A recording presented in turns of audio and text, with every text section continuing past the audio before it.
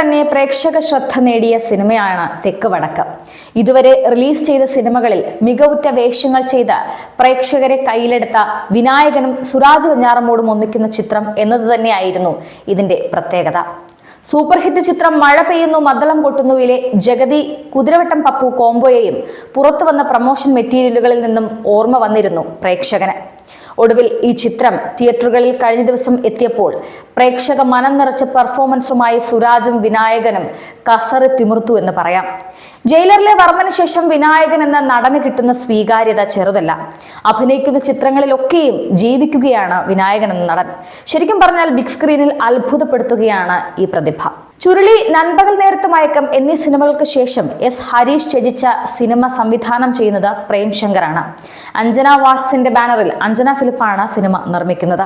തെക്ക് വടക്ക് സിനിമയിൽ വിനായകൻ അവതരിപ്പിക്കുന്ന മാധവനെ കുറിച്ചും വിശദമായി തന്നെ വിനായകൻ നേരത്തെ പറഞ്ഞിരുന്നു. മാധവൻ വെൽ എഡ്യൂക്കേറ്റഡ് ആണെന്നും എഞ്ചിനീയർ ആണെന്നും ക്ലീനായി നടക്കുന്ന ഒരു ക്യാരക്ടറാണിതെന്നും ഇംഗ്ലീഷ് പത്രങ്ങളെ വായിക്കാറുള്ളൂ എന്നും അത് തന്നെയാണ് തനിക്ക് രസമായി തോന്നിയതെന്നും പറഞ്ഞു.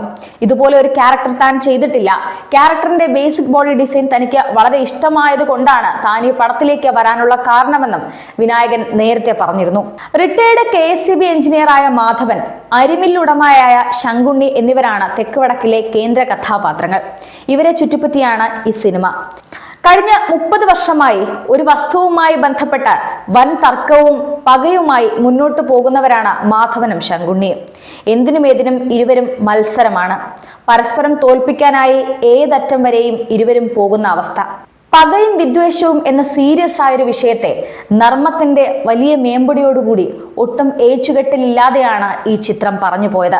ഫ്ലാഷ് ബാക്കും പ്രസന്റ് സിറ്റുവേഷനും കടന്നു വരുന്ന തെക്ക് വടക്ക് കഥയുടെ പ്രമേയത്തിന് യാതൊരു കോട്ടവും തട്ടാത്ത വിധത്തിലാണ് മുന്നോട്ട് കൊണ്ടുപോയത്.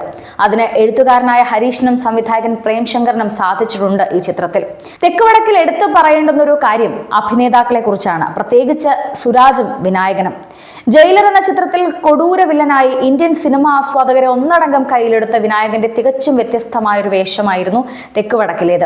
കഷണ്ടിയും നരച്ച കൊമ്പൻ മീശയും കഥാപാത്രത്തിന്റെ മാനറിസങ്ങളും ഒക്കെയായി ഗംഭീര പ്രകടനം തന്നെയാണ് വിനായകൻ ഈ സിനിമയിൽ കാഴ്ചവെച്ചത്. ഫസ്റ്റ് ഹാഫിൽ വിനായകന്റെ ആറാട്ടായിരുന്നു കണ്ടതെങ്കിൽ സെക്കൻഡ് ഹാഫിൽ സുരാജ് വെഞ്ഞാറമൂട് നിറഞ്ഞാടുകയായിരുന്നു. തന്റെ എതിരാളിയെ തോൽപ്പിക്കാൻ പുതിയ പോംവഴിയുമായി എത്തിയ ശങ്കുണ്ണിക്ക് പക്ഷേ ആ വിജയം അത്ര കണ്ട് ആസ്വദിക്കാൻ സാധിച്ചിട്ടില്ല.